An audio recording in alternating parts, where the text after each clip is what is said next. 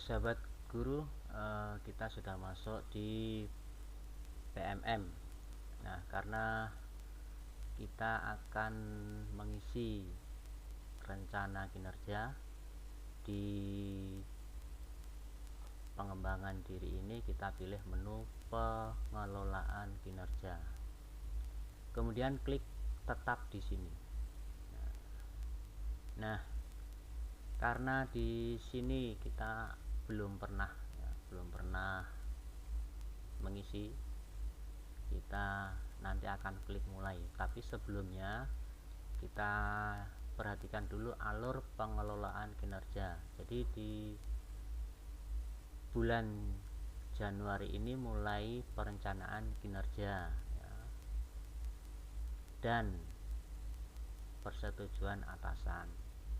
Bulan Februari persiapan observasi kelas. Bulan Maret periode observasi kelas dan diskusi tindak lanjut. Bulan April dan Mei pelaksanaan tindak lanjut guru dengan pemantauan atasan. Bulan Juni refleksi, penilaian, dan penentuan predikat kinerja guru. Baik sahabat guru, kita mulai mengisi rencana kinerja. Klik mulai. Ini kalau data sudah sesuai ya, klik data sudah sesuai, data sudah benar. Kemudian kita sudah masuk di sini ya, perencanaan kinerja ya. Di sini banyak pilihan ya. Nah, kita klik di sini salah satu, bisa di sini, bisa di sini, bisa yang bawah juga diumpan balik ya. Tapi kita mulai dari penerapan disiplin positif, kemudian diklik di tombol ke pengembangan kompetensi. Nah, pengembangan kompetensi ini berdasar Perdijen GTK nomor 7000-B-B1-HK-03-2023. Setiap guru minimal 32 poin per semester untuk memenuhi ekspektasi atasan. Jika kurang, itu bisa didiskusikan, dikonsultasikan dengan atasan. Misalnya,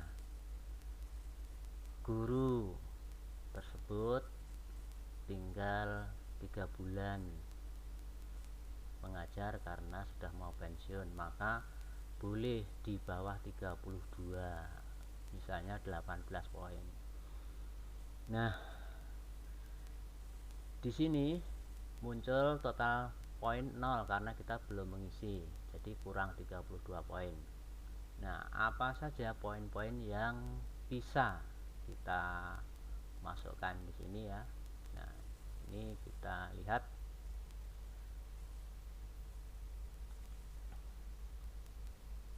Nah, ini rencana hasil kerja. Ini misalnya nomor 1, meningkatkan kompetensi melalui peran sebagai peserta pelatihan mandiri sesuai model kompetensi guru, kepala sekolah, dan atau pengawas. Di sini catatannya adalah 1 pelatihan beserta aksi nyata setara dengan 8 poin. Bukti dukungnya sertifikat sesuai dengan topik, poinnya 8. Nomor 2, meningkatkan kompetensi bla bla bla dan seterusnya. Terus bawah ini ya. Nah, bagaimana kalau peserta itu mau mengisi dengan diklat atau seminar? Ini misalnya nomor 9. Ini adalah kaitan dengan peserta mengikuti seminar, lokakarya, konferensi, simposium, atau studi banding lapangan di bidang pendidikan. Nah, ini nanti rencana kinerjanya adalah meningkatnya kompetensi melalui peran sebagai partisipan kegiatan seminar, lokakarya, dan seterusnya. Ini satu kegiatan setara dengan 4 poin. Buktinya adalah sertifikat. Kemudian misalnya mau memilih rencana kinerjanya adalah sebagai peserta diklat ya, peserta diklat ini 8 poin. Nah, di sini nomor 7, meningkatkan kompetensi melalui peran sebagai peserta kegiatan pelatihan atau bimbingan teknis yang memperoleh sertifikat di bidang pendidikan, kebudayaan, riset, dan teknologi. Ini satu kegiatan berdurasi 2-3 hari setara dengan 8 poin. Bukti dukungnya sertifikat. Nah, jadi diklatnya itu kaitan dengan bidang pendidikan, budaya, riset, dan teknologi. Jadi misalnya mengikuti diklat yang berkaitan dengan IT itu poinnya 8. Diklat dengan pendidikan juga 8. Nah, ini ya. Jadi ada 18 rencana kinerja yang nanti bisa sahabat guru pilih. Nah, kita kembali ke sini. Kita mengisi rencana hasil kerja nomor 1. Nah, tadi adalah misalnya mengikuti diklat. Kita diklat itu 8 poin ya. Ini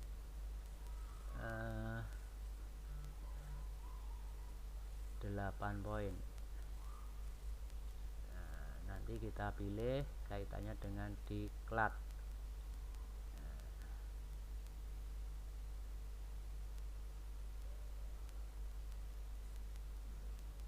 Nih, rencana hasil kerjanya ini yang kaitan dengan diklat. Nah, poinnya adalah 8. Otomatis di sini kurang 24 karena harus 32.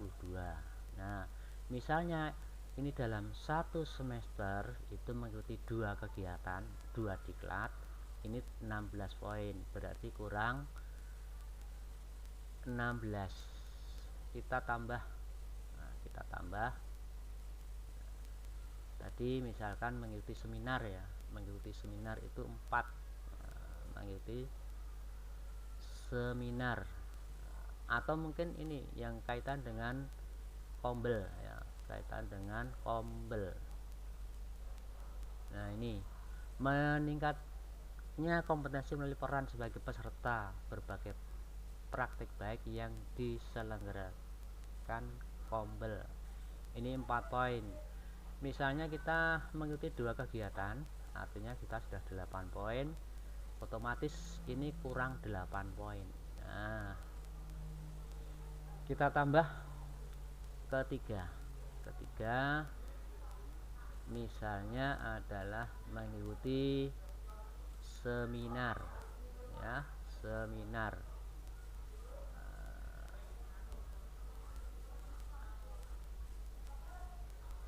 Seminar.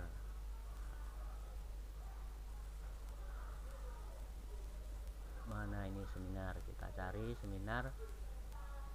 Nah, ini kaitan dengan seminar,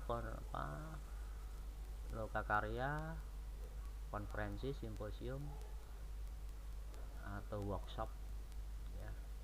Ini misalkan 2 kegiatan karena ini poinnya adalah 4 tadi.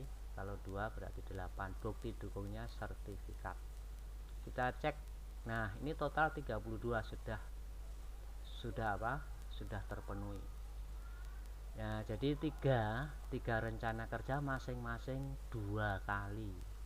Jadi guru tersebut mengikuti diklat 2 kali, mengikuti komunitas Kombel 2 kali dan mengikuti seminar atau lokakarya 2 kali. Nah, setelah ini selesai ya, nomor 1 itu adalah pengembangan kompetensi. Kita bisa lanjut ke tugas tambahan atau simpan dulu ke draft, simpan draft ya. Nah, ini berhasil disimpan. Nah, kita lanjutkan tadi. Setelah kompetensi kita lanjut ya. Ini diklik bawah ini ke pengembangan kompetensi.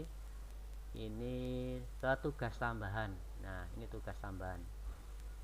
Nah, kita lihat apa saja tugas tambahan yang bisa dimasukkan. Nah, kita klik di sini. Nah, ini tugas tambahan yang bisa dimasukkan. Untuk jenjang SMP, SMA, SMK itu wakil kepala sekolah, wakil kepala satuan pendidikan itu bisa dimasukkan. Kalau TK, SD, dan SLB tidak bisa dimasukkan.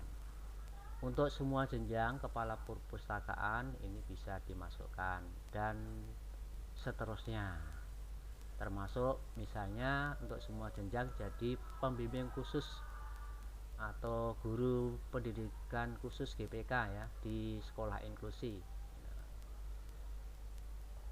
Kita lihat sini nomor 8 sebagai pembina ekstrakurikuler itu bisa sebagai koordinator PKB, sebagai koordinator PKG, sampai penilai kinerja guru, operator dapodik, bendara sekolah, tim pencegahan dan penanganan kekerasan ini bisa dimasukkan ya.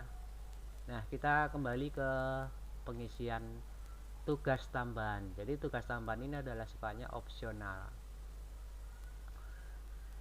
Kita misalnya di sini hanya akan mengisi satu saja ya. Klik di sini. Tadi adalah misalnya sebagai pembina ekstrakurikuler. Bukti dukungnya adalah laporan disertai SK atau surat tugas. Ini satu kegiatan per semester. Nah, tugas tambahan misalnya sudah mau ditambah boleh ya, karena ini sifatnya opsional. Mau lebih banyak lebih bagus. Kita simpan dulu, simpan draft. Nah, kita simpan ya. Kalau kita menyimpan itu kembali ke beranda lagi. Kita lanjut ke rencana kinerja, ke pengembangan kompetensi, kemudian ke tugas tambahan. Ini lewat lagi. Nah, kita ke perilaku ya, ke perilaku ya, indikator dan perwujudan perilakunya di sini.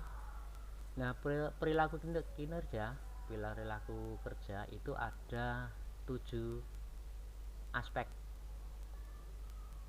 yang berorientasi pelayanan, nomor 2 akuntabel, 3 kompeten, 4 harmonis, 5 loyal, 6 adaptif, 7 kolaboratif.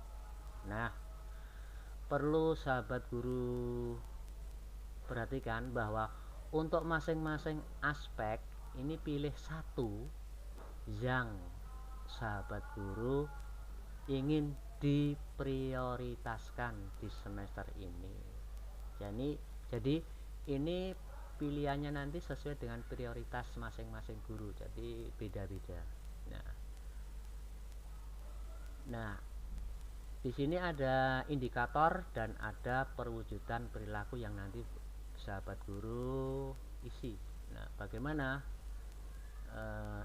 indikator dan perilaku, perwujudan perilakunya kita cek di sini ya.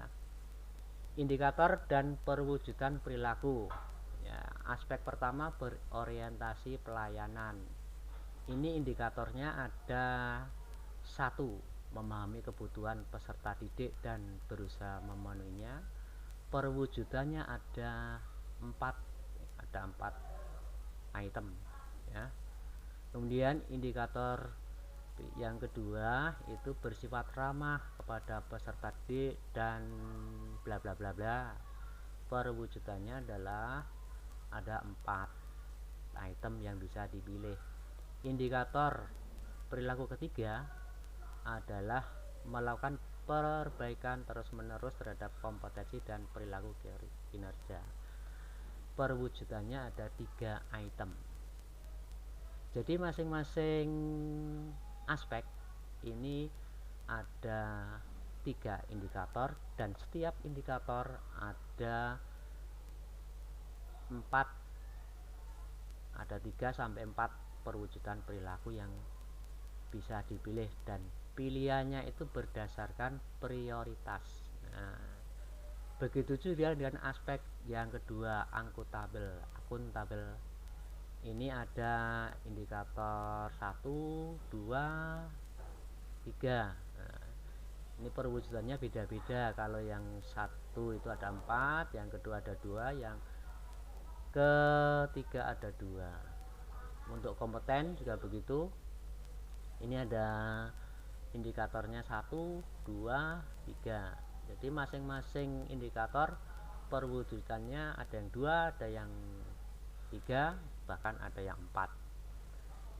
Indikator keempat harmonis ya, harmonis di sini. Nah, dan seterusnya ya, nanti kita lihat ada loyal. Nah, loyal ini nomor 5. Kemudian adaptif nomor 6. Dan yang terakhir kolaboratif. Nah, kolaboratif ini ada 1, 2, dan 3 ya, itu adalah apa tadi? Jadi indikator dan perwujudan perilaku kerja. Nah, kita kembali untuk mengisi ini. Sekarang mulai dari nomor 1, aspek nomor 1 berorientasi pelayanan. Kita pilih di sini misalnya memahami kebutuhan peserta didik dan berusaha memenuhinya. Perhatikan, ini dalam memilih ini sesuai dengan aspek prioritas masing-masing ya.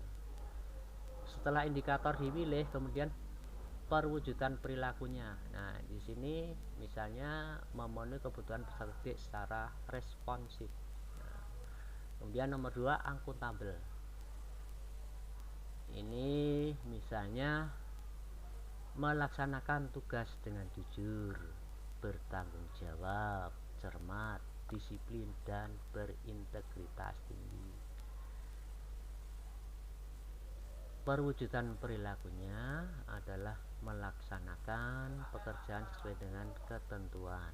Misalnya yang dipilih ini ya perwujudannya. Kemudian aspek ketiga kompeten. Nah, ini misalkan melaksanakan tugas dengan kualitas terbaik. Nah, perwujudannya adalah menyelesaikan masalah atau melaksanakan kerja. Nah, ini misalkan milihnya lah nomor 2, melaksanakan rencana kerja dan atau anggaran sesuai target yang ditetapkan. Nah, kalau kira-kira ini kurang tepat maka bisa diganti. Nah, kemudian aspek nomor 4 harmonis. Indikatornya adalah misalkan menghargai setiap warga satuan pendidikan apapun latar belakang. Kemudian perwujudan perilaku, misalkan di sini memilih ya menjaga hubungan yang baik dengan rekan kerja, atasan, peserta didik, dan masyarakat atau dunia kerja. Sahabat guru, kita lanjutkan aspek ke-5. Indikatornya adalah menjaga nama baik satuan pendidikan, sesama guru dan peserta didik dimanapun berada. Nah, kemudian perwujudan perilakunya adalah bersikap dan berperilaku yang melindungi nama baik serta citra satuan pendidikan. Aspek ke-6 adaptif. indikatornya adalah misalnya menyesuaikan diri secara cepat dalam menghadapi dinamika pembelajaran di kelas. Perwujudan perilakunya adalah misalkan beradaptasi dengan dinamika perubahan lingkungan. Aspek yang terakhir atau aspek ketujuh adalah kolaboratif. Nah, apa perilaku yang paling ingin Anda fokuskan di tahun ini? Indikator perilakunya adalah memberikan kesempatan kepada warga satuan, atau mungkin yang kedua ya, bekerja sama secara terbuka dalam menghasilkan dampak pembelajaran yang merata bagi peserta didik, rekan sejawat, dan masyarakat atau dunia kerja. Perwujudan perilakunya adalah bersinergi dengan peserta didik, rekan sejawat, dan masyarakat atau dunia kerja dalam menyelesaikan tugas. Sebelum disimpan ini boleh diganti-ganti ya. Nanti disesuaikan supaya tepat, karena ini indikator perilaku dan perwujudan perilaku di penilaian perilaku kerja ini sesuai dengan prioritas masing-masing guru. Kemudian setelah selesai kita simpan draft. Nah, kembali ke beranda ya. Sekarang kita lanjut karena kita mau melihat hasil rangkumannya. Diklik terus ke perilaku kerja. Nah, di sini ke rangkuman, dilihat di rangkuman. Nah, ini rangkuman tadi ya. Rangkuman tadi kan rencana misalkan meningkatkan manajemen kelas ya, dan seterusnya. Nah, ini ada di sini ring. Ini terus tadi mengikuti apa? Menjadi tugas tambahnya menjadi pembina eskul. Perilaku kerjanya di sini aspeknya ada 7. Tadi yang sahabat guru sudah pilih indikatornya ini, perwujudannya ini. Nah, sekarang apabila ini masih kurang mantap, bisa nanti diedit ubah sebelum diajukan ke atasan ya. Nah, misalkan kita sudah yakin bahwa ini sudah sudah mantap, sudah sesuai, maka kita klik lanjut ajukan. Klik. Nah, ini konfirmasi, ajukan perencanaan kinerja ke atasan. Nah, apabila masih belum, nanti mau diedit, simpan draft dulu. Nah, apabila sudah, kita klik ajukan. Klik ajukan ya di sini. Nah, begitu. Nanti tinggal menunggu persetujuan dari atasan. Nah, demikian sahabat guru, bagaimana cara mengisi rencana kinerja yang ada di PMM. Apabila ada kekurangan, mohon maaf. Jangan lupa like, comment, dan subscribe. Terima kasih. Wassalamualaikum warahmatullahi wabarakatuh.